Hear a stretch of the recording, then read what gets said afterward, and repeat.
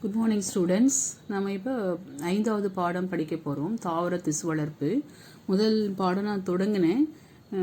ஏன் இந்த 5வது பாடத்துக்கு நான் இப்போ ஷிஃப்ட் ஆகிறேன் அப்படின்னு சொன்னால், நான் அடுத்த 4 பாடத்தையும் அதுக்கப்புறமா நான் நடத்துகிறேன், தவிர்க்கலை, அப்புறமா நடத்துகிறேன். இது ரொம்ப முக்கியமான ஒரு பகுதி தாவர திசு வளர்ப்பு, அதனால் இதை நான் தொடங்கியிருக்கிறேன். திசு என்பது என்ன அப்படின்னு சொன்னால், செல்களின் தொகுப்பு திசு என்று அழைக்கின்றோம். இந்த திசுக்களை ஆய்வுக்கூடத்தில் நம்ம வளர்த்து ஒரு முழு தாவரமாக, ஒரு தாவரம் இல்லை, பல்லாயிரக்கணக்கான தாவரங்களை உருவாக்குகின்ற ஒரு முறை தான் தாவர திசு வளர்ப்பு என்பது. இந்த தாவர திசு வளர்ப்பில் என்ன ஒரு அதிசயம் அப்படின்னு சொன்னால், நம்ம ஒரு விதை போட்டு தான் ஒரு செடி வளரும். ஆனால் இங்கே தாவர திசு வளர்ப்பில் ஒரு சிறிய பகுதி ஒரு முழு தாவரமாக வளர்ச்சி அடையும். இதுதான் தாவர திசு வளர்ப்பு அப்படின்னு சொல்லி சொல்கிறாங்க. இதனுடைய தந்தை யார்? காட்லிப் ஹெபர்லேண்ட் என்பவர் தாவர திசு வளர்ப்பின் தந்தை என்று அழைக்கப்படுகின்றார். இந்த பாடத்துக்குள் நம்ம படிக்க போகிறதெல்லாம் என்ன அப்படின்னு சொன்னால், இதனுடைய அடிப்படை கொள்கைகள், இதனுடைய வகைகள், தொழில்நுட்ப வகைகள், மீளுருவாக்க வழித்தடம், தாவர திசு வளர்ப்பின் பயன்பாடுகள் அப்படின்னு சொல்லி இந்த பாடத்தினுடைய உள்ளடக்கம் இங்கே கொடுத்து வச்சுட்ருக்காங்க. எப்படி மரபணுசார் வளங்களை பாதுகாக்கிறது, அப்புறம் அறிவுசார் சொத்துரிமை என்றால் என்ன, இதனுடைய எதிர்காலம் என்ன, பயோடெக்னாலஜி, உயிர் தொழில்நுட்பவியல்னா பயோடெக்னாலஜி அப்படின்னு சொல்லுவோம். டெக்னாலஜி எல்லா இடத்துலையும் நம்ம பயன்படுத்துகிறோம். உயிர்களில் பயன்படுத்துறது உயிரி தொழில்நுட்பவியல் அப்படின்னு சொல்லி சொல்கிறாங்க. முதலாவது இதனுடைய தாவர திசு வளர்ப்பின் அடிப்படை கொள்கைகள் பார்க்கலாம். சொன்ன தாவர திசு வளர்ப்பின் தந்தை ஹெபர்லேண்ட். இந்த அடிப்படை கொள்கைகளில் நம்ம இங்கே ஆரம்பிக்க போகிறோம். இதில் முழு திறன், முழு ஆக்குத்திறன் அப்படின்னு சொல்கிறாங்க. முழு ஆக்குத்திறன்னா ஒரு சிறிய செல் ஒரு முழு தாவரமாக வளர்றத முழு திறன் அப்படின்னு சொல்கிறாங்க.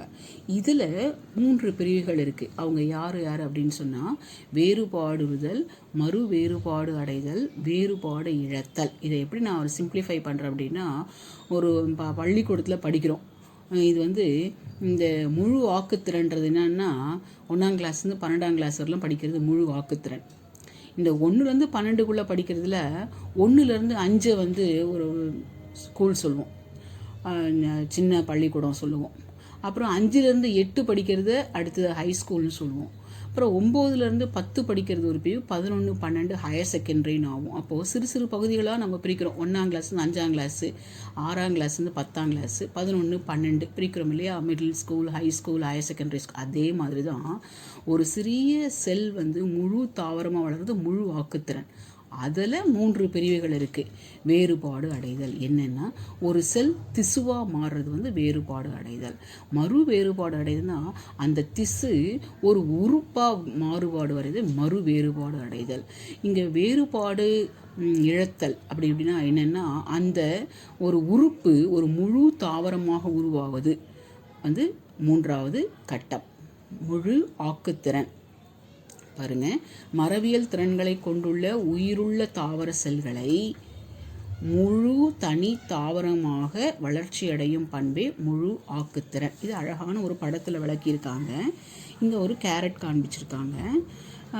இப்போ கேரட்டும் அப்படின்னு ஒரு காயோ அப்படி தான் எடுக்கிறோன்னு இல்லை, ஒரு தாவரத்துடைய எந்த பகுதினா எடுக்கலாம்.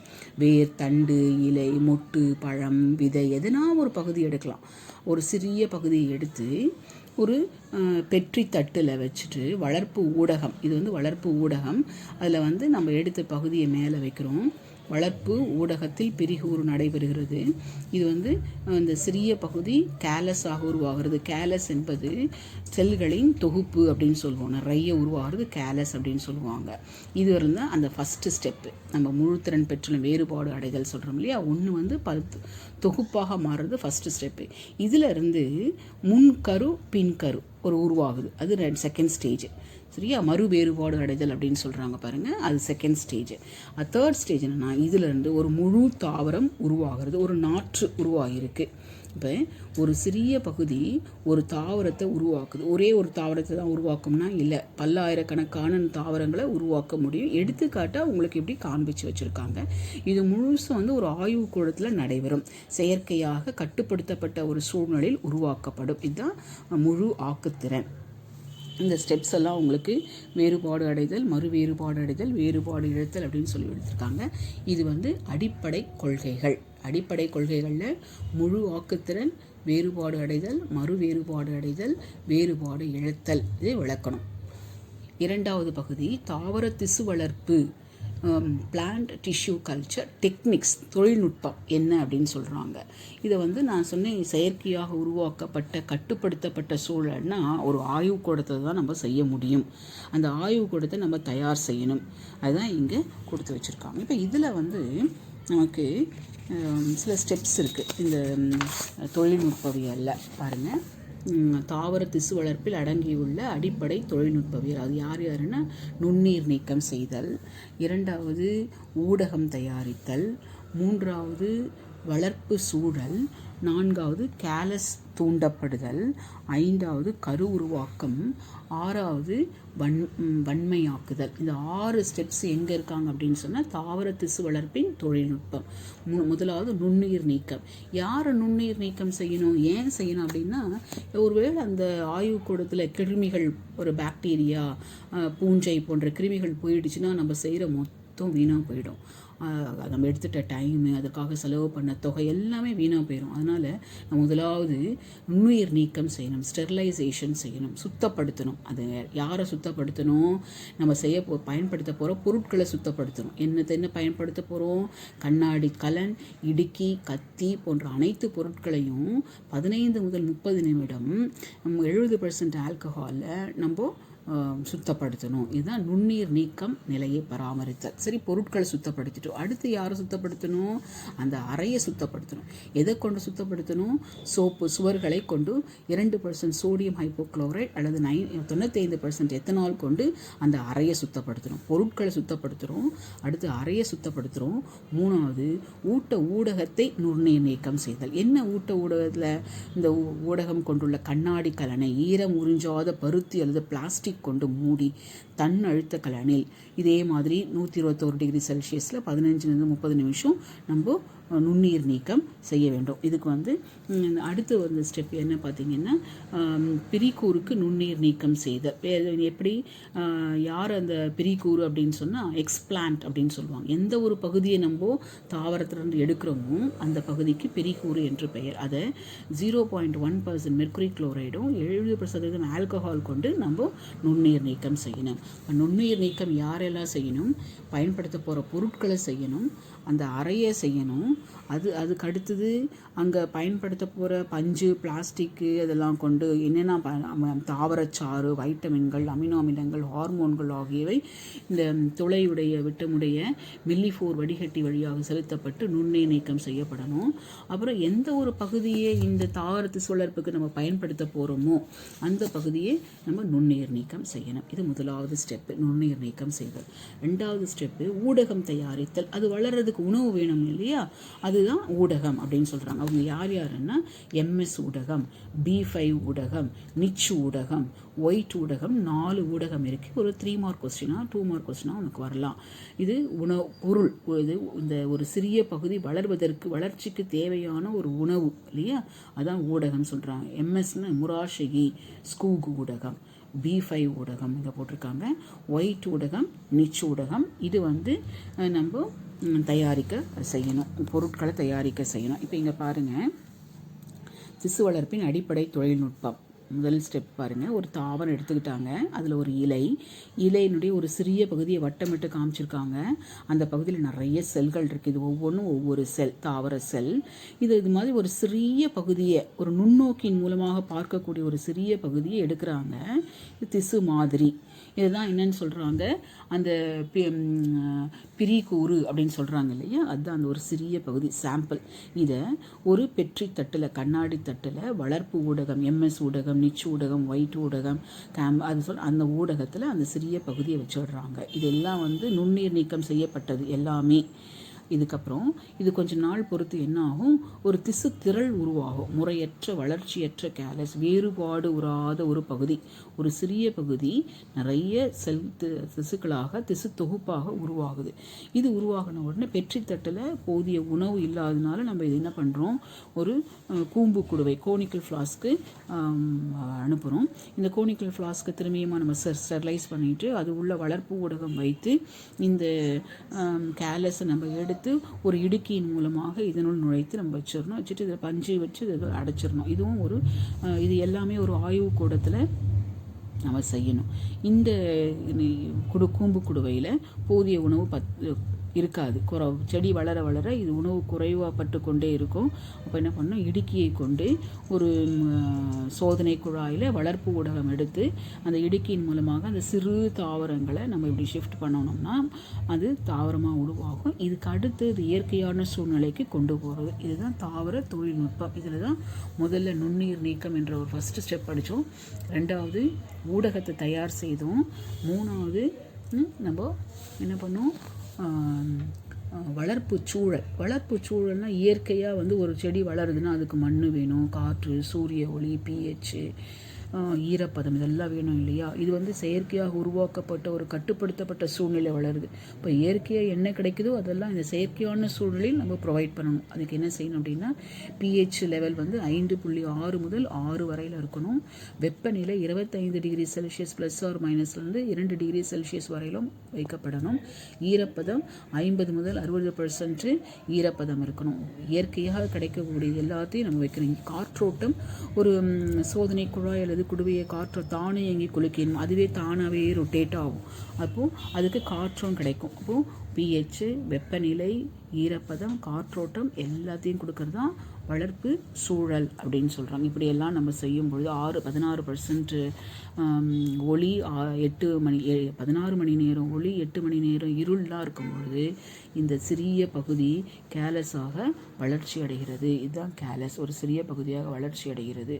இதை இந்த என்னெல்லாம் நம்ம இந்த வளர்ப்பு சூழலில் படித்தோமோ அதையெல்லாம் இவங்க மென்ஷன் பண்ணியிருக்காங்க. இந்த கேலஸ் கருவாக உருவாக்கம் பெறுகிறது. அது எம்ப்ரியோஜெனிசிஸ்ன்றாங்க. இதான் அந்த சோதனை குழாயில் வளருது. இது வளர்ப்பு ஊடகம், ஒரு சிறிய செடி இதில் வச்சுருக்காங்க. வேர் உருவாக்கம், தண்டு உருவாக்கம் 2 பகுதிகளை கொண்டது தான் இந்த கரு உருவாக்கம். வேர் உருவாகுது அந்த சிறிய செடியில், இது தண்டு உருவாகுது. இப்போ இங்கே பார்த்தீங்கன்னா வலுப்பெறுதல், அது வன்மையாக்குதல், இவ்வளோ இந்த ஸ்டேஜ் வரலும் அது ஆய்வுக்கூடத்துலேயே இருக்குது. இந்த செயற்கையாக உருவாக்கப்பட்ட கட்டுப்படுத்தப்பட்ட சூழ்நிலைனா இந்த ஒளி 12 நேரம் pH லெவலு எல்லாமே இருக்குது. இதெல்லாம் யார் செய்ய முடியும்னா ஒரு இந்த எக்ஸ்பர்ட்டால் தான் செய்ய முடியும். ஒரு சாதாரண ஒரு விவசாயியால் இதெல்லாம் நம்ம செய்ய முடியாது. அப்போது இதை செய்யணும், இந்த தாவர திசு வளர்ப்பு செய்யணும்னா நமக்கு ஆய்வுக்கூடம் தேவை. அந்த ஆய்வுக்கூடத்தில் pH லெவலை நம்ம கண்ட்ரோல் பண்ணி வைக்கணும், வெப்பநிலையை கண்ட்ரோல் பண்ணி வைக்கணும், ஈரப்பதம் கொடுக்கணும், ஒளி கொடுக்கணும், இருள் கொடுக்கணும், அந்த அறையை சுத்தப்படுத்தி இதெல்லாம் செய்யறதுக்கு ஒரு படித்தறிந்த ஒரு எக்ஸ்பர்ட் தான் தேவை. இது ஒரு டிஸ்அட்வான்டேஜ்ன்ற இதில் சாதாரணமாக இப்போ ஒரு விவசாயம் செய்கிறோம் அப்படின்னு சொன்னால், ஒரு விவசாயி தானாக கொண்டு போய் ஒரு நெல்லை எடுத்து பூமியை பதப்படுத்தி உழவு செய்ய முடியும், ஒரு செடியை வளர்க்க முடியும். ஆனால் இங்கே அப்படி கிடையாது. இப்படி இதுவரையிலும் ஆய்வுக்கூடத்தில் இருந்த இந்த சிறு செடிகள் இப்போது இயற்கை சூழ்நிலைக்கு கொண்டு வரது தான் வன்மையாக்குதல் அப்படின்னு சொல்லுவோம். உருவாக்கப்பட்ட நாற்றுக்களை ஒளியின் இயற்கையான இடத்துக்கு கொண்டு வர்றது இந்த வன்மையாக்குதல். இதுதான் தாவர திசு வளர்ப்பின் தொழில்நுட்பம். 6 ஸ்டெப் சொல்லியிருக்கேன். நுண்ணுயிர் நீக்கம், 2வது ஊடகம் தயாரித்தல், 3வது வளர்ப்பு சூழலை பார்க்கணும், 4வது கேலஸ் உருவாகுதல், 5வது கரு உருவாக்கம், 6வது வன்மையாக்குதல். இப்போ நம்ம இதுவரையிலும் நம்ம 2 பகுதியை படிச்சிருக்கோம். என்ன அப்படின்னு சொன்னால், அடிப்படை கொள்கைகள் படித்தோம், அப்புறம் நம்முடைய தொழில்நுட்பம் படித்தோம். இப்போது திசு வளர்ப்பின் வகைகளை பற்றி படிக்க போகிறோம். இப்போ நம்ம தாவர திசு வளர்ப்பின் வகைகள் படிக்க போகிறோம். 4 வகைகள் இருக்குது. உறுப்பு வளர்ப்பு, ஆக்கு திசு வளர்ப்பு, புரோட்டோபிளாஸ் வளர்ப்பு, செல் மிதவை வளர்ப்பு. உறுப்பு வளர்ப்பு என்பது தாவரத்தினுடைய ஏதாவது ஒரு பகுதி எடுத்து, இலையோ தண்டோ வேரோ கனியோ காய்க்கு மலர் எதுவாவது ஒரு பகுதி எடுத்து வளர்க்குறதுக்கு பேர் உறுப்பு வளர்ப்பு. ஆக்கு திசு வளர்ப்புன்னா, ஆக்கு திசு என்பது எங்கே காணப்படும்னா தாவரத்தினுடைய வளர்ச்சியில் காணப்படும். வளர்ச்சி நுனி, ஒரு தண்டினுடைய நுனியிலையோ கிளையுடைய நுனியில் வேர்னுடைய நுனியில் காணப்படுற நுனி பகுதியில் காணப்படுற ஒரு பகுதிக்கு தான் ஆக்கு திசு வளர்ப்பு. அந்த பகுதியை எடுத்து செய்யறதுக்கு வந்து 2வது வகை சொல்கிறாங்க. 3வது புரோட்டோபிளாஸ் வளர்ப்பு என்பது செல் சுவர் இல்லாமல் வளர்க்குறது புரோட்டோபிளாஸ் வளர்ப்பு. செல் மிதவைன்னா நீர்மத்தில் வளர்க்குறத வந்து செல் மிதவை வளர்ப்புன்னு சொல்கிறாங்க. உறுப்பு வளர்ப்பு பாருங்கள், இந்த படத்தை எக்ஸ்பிளைன் பண்ணுறேன். இது ஒரு தொட்டி தாவரம். இதிலேருந்து ஒரு உறுப்பான ஒரு இலை எடுத்துக்கிட்டாங்க. இந்த இலையிலேருந்து ஒரு சிறிய பகுதி எடுத்துக்கிட்டாங்க. இது நுண்ணோக்கின் மூலம் பார்க்கக்கூடிய ஒரு பகுதியாக கூட இருக்கலாம். பிரித்தெடுக்கப்பட்ட ஒரு செல். இதை வந்து ஒரு வளர்ப்பு ஊடகத்தில் வளர்க்குறாங்க. இது வளர்க்கும்போது நிறைய கேலஸாக உருவாகுது. இந்த சிறிய பகுதி நிறையவா உருவாகுது. இது ஒரு பெட்ரி தட்டு. இதில் வளர்ப்பு அது வளர்றதுக்குரிய பொருளை போடுறாங்க. MS ஊடகம், நீச்சு ஊடகம், ஒயிட் ஊடகம் நம்ம படிச்சு இல்லையா, B5 ஊடகம், அதை போட்டுட்டு அதில் இந்த சிறிய துண்டுகள் வைக்கப்படுகிறது. இது ஒரு சிறு தாவரமாக வளர்க்கப்படுகிறது. நாற்றுக்கள் தோற்றுவித்தல் அப்படின்னு சொல்கிறாங்க.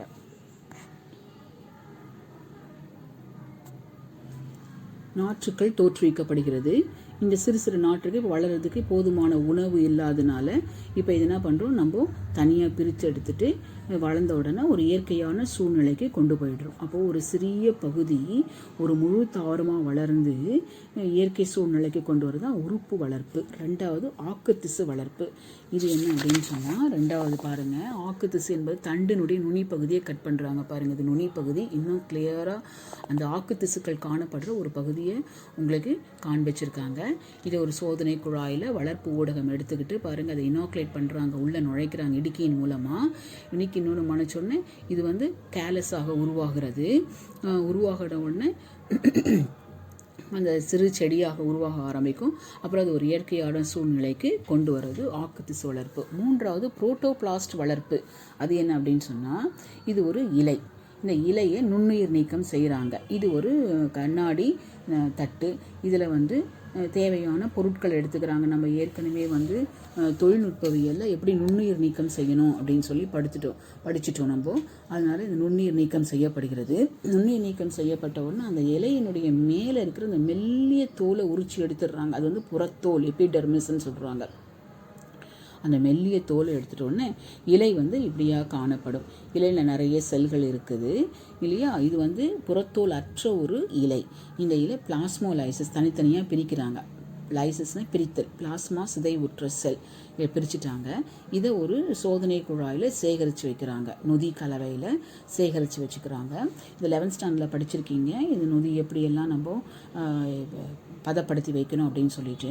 இப்போது இந்த ஒவ்வொரு செல்லையும் செல் சுவர் காணப்படுது இல்லையா, இது வந்து இந்த செல் சுவரை கரைச்சிடுறாங்க. செல் சுவர் செரித்தலும் புரோட்டோபிளாஸ்ட் வெளியீடும். இப்போது இந்த செல்லை சுற்றி இருக்கிற செல் சுவர் கரைக்கப்படுகிறது அல்லது செரித்தலாக்கப்படுகிறது. அப்போ புரோட்டோபிளாஸ்ட் இருக்குது. அது என்ன அப்படின்னா சைட்டோபிளாஸ்ட் முட்கரு கண்ட ஒரு பகுதியை தான் புரோட்டோபிளாஸ்ட்னு சொல்கிறாங்க. இதை திரும்பியுமா அவங்க என்ன பண்ணுறாங்க, கழுவுறாங்க. இந்த புரோட்டோபிளாஸ்ட்டை கழுவும் போது கழிவுகள்லாம் மேலே வந்து மிதக்க ஆரம்பிச்சிருது. புரோட்டோபிளாஸ்ட்டு கீழே தங்கிடுது. இந்த புரோட்டோபிளாஸ்ட்டை ஒரு பெட்ரி தட்டில் எடுத்துக்கிறாங்க. இதுதான் புரோட்டோபிளாஸ்ட் இணைவுன்னு பேர். இப்போது உதாரணத்துக்கு இந்த இலையிலேருந்து எடுத்தப்பட்ட புரோட்டோபிளாஸ்ட் இதுவாக இருந்து இன்னொரு இலையிலிருந்து 2 விதமான கலப்பு செய்கிற வேறு தாவரங்கள், அந்த புரோட்டோபிளாஸ்ட்டு. இப்போ 2 விதமான புரோட்டோபிளாஸ்ட்டுங்களை நீங்கள் ஒன்றா சேர்க்க முடியும் இந்த இடத்துல. ஏற்கனவே 11th நம்ம படிச்சிருக்கிறோம் புரோட்டோபிளாஸ்ட் இருவேறு உதாரணத்துக்கு நெல் புரோட்டோபிளாஸ்ட்டும் கேரட்டினுடைய புரோட்டோபிளாஸ்ட். நெல் என்பது ஒருவித்திலை தாவரம், கேரட் என்பது இருவித்திலை தாவரம். இயற்கையாக இவங்க 2 பேருக்குள்ளே நம்ம எந்த ஒரு மாற்றம் செய்ய முடியாது. ஆனால் தாவரத்திசு வளர்ப்பில் செய்ய முடியும். இந்த 2 செல்களையும், இருவேறுபட்ட செல்களையும் இணைவு செய்து செல் சுவர் உருவாகுது. இந்த செல் சுவர் என்ன பண்ணுது, கேலஸாக உருவாக்கப்படுகிறது. அந்த மறுவேறுபாடு அடைதல், மறுவேறுபாடுதல்னு சொல்லி பல ஸ்டெப்ஸ் படித்தோம் இல்லையா, கான்செப்ட்ஸு.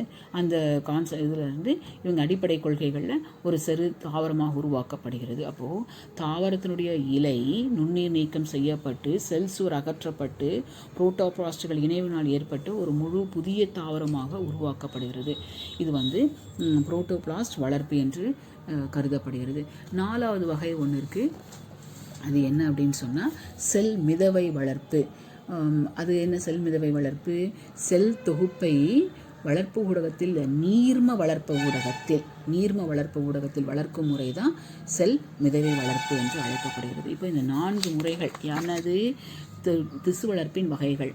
உறுப்பு வளர்ப்பு என்பது தாவரத்தினுடைய ஏதாவது ஒரு உறுப்பை எடுத்து வளர்க்கறது. ஆக்கு திசு வளர்ப்பு என்பது நுனிப்பகுதி, தண்டு, வேருடைய நுனிப்பகுதி எடுத்து செய்கிறது. புரோட்டோபிளாஸ்ட் என்பது செல் சுவரற்ற பகுதி எடுத்து தாவரங்களை உருவாக்குவது. நீர்ம வளர்ப்பு செல் மிதவை வளர்ப்பு என்று அழைக்கப்படுது. இப்படியெல்லாம் வளர்க்கும் போது என்ன நடக்குது அப்படின்னு சொன்னால், 2ஆம் நிலை வளர்சிதை மாற்ற பொருட்கள் உருவாக்கப்படுகிறது. இது ரொம்ப அவசியம். தாவரத்துக்கு ஒருவேளை தேவையில்லாமல் போகலாம், ஆனால் இது நமக்கு ரொம்ப அவசியப்படுகிறது. இந்த 2ஆம் நிலை வளர்ப்பு பொருட்கள் யாருன்னு ஒரு சின்ன லிஸ்ட் கொடுக்குறான் பாருங்கள். 2ஆம் நிலை வளர்சிதை பொருட்கள் digoxin, codeine, capsaicin, vincristine and quinine என்பது இந்த வளர்ச்சி தாவரங்கள் உருவாக்குகின்ற பொருட்கள். இந்த பொருட்கள் எப்படி நமக்கு உருவாகுது, இப்போ பயன்படுகிறது அப்படின்னு சொல்கிறாங்க. இந்த டிஜாக்சின் என்ற பொருள் எதுலேருந்து உருவாக்கப்பட, டிஜிட்டாலிஸ் பர்பூரியா என்ற ஒரு தாவரத்திலிருந்து கிடைக்கிறது. இது எதுக்கு பயன்படுது? இதயத்திற்கு மருந்தாக. ஹார்ட் பேஷண்ட்ஸ் எல்லாம் நீ சாப்பிட்ற மருந்தில் எடுத்து பார்த்தீங்கன்னா டிஜாக்சின் இருக்குன்னு இருக்கும். அது இந்த தாவரத்திலிருந்து எடுக்கப்படுகின்ற ஒரு பொருள். இது 2ஆம் நிலை வளர்சிதை பொருள். கோடின் என்ற ஒரு பொருள் கிடைக்குது. எந்த தாவரத்துலேருந்து? பப்பாவர் சாம்னிஃபரம்ன்ற தாவரத்துலேருந்து கிடைக்குது. இது ஒரு பெயின் கில்லர், வலி நிவாரணியாக நமக்கு பயன்படுத்தப்படுகின்றது. கேப்சைசின் என்ற தாவரத்திலிருந்து கிடைக்கின்ற பொருள் கேப்சிகம் ஆனுவம் என்ற தாவரத்திலிருந்து கிடைக்குது. வாத வலியை குணப்படுத்த, மூட்டு வலின்னு சொல்கிறாங்க இல்லையா, அதான் அது வாத வலியை குணப்படுத்த பயன்படுத்தப்படுகிறது. கேந்த்ராந்தஸ் ரோசியஸ், இந்த கல்ரப்பூ அப்படின்னு சொல்லுவாங்க, கல்ரைங்கள்லாம் பிங்க் கலரில் ஒயிட் கலரில் இருக்கும். இந்த செடியிலிருந்து வின் கிறிஸ்டைன் என்ற பொருள் கிடைக்கிறது. இது புற்றுநோய்க்கு எதிர் மருந்தாக பயன்படுத்தப்படுகின்றது. சின்கோனா அஃபிஷினாலிஸ் என்ற தாவரத்திலிருந்து கிடைக்கின்ற குயினைன் என்ற பொருள் மலேரியாவை குணப்படுத்த பயன்படுத்தப்படும். இந்த 2ஆம் நிலை வளர்ச்சி பாருங்க, 2ஆம் நிலை வளர்சிதை மாற்ற பொருட்கள் இது நிறைய வியாதிகளை குணப்படுத்த பயன்படுத்தப்படுகின்றது. அடுத்ததாக நம்ம படிக்க போகிறது, இது ஒரு 1 மார்க்கில் வரும். இந்த எப்போவுமே இந்த க்ரீன் பாக்ஸில் இருக்கிறத நீங்கள் இம்பார்ட்டன்ஸ் கொடுக்கணும். 1 மார்க் கொஸ்டின் அதில் எடுப்பாங்க. தாவரங்களின் மீள் உருவாக்க வழித்தடம், எப்படி மீள் உருவாக்கம் எடுக்கப்படுகிறது அப்படின்னு சொல்லி அவங்க சொல்கிறாங்க. இந்த சார்ட்டை பாருங்கள். முதலாவது பிரிகூறு என்பது எக்ஸ்பிளான்ட் என்று அழைக்கப்படுகிறது. நேரடி கரு உருவாக்கம், மறைமுக கரு உருவாக்கம். ஓகே, பார்க்குறோம். ஆக்கு திசு, தண்டினுடைய நுனி, வேர், இலை அந்த மாதிரி பகுதிகள் எடுக்க வைரஸ் அற்ற நாற்றுக்கள் உருவாக்குறதுக்கு இந்த பகுதி பயன்படுகிறது. தண்டு எங்கே? கணுக்களை கொண்டிருக்கும்.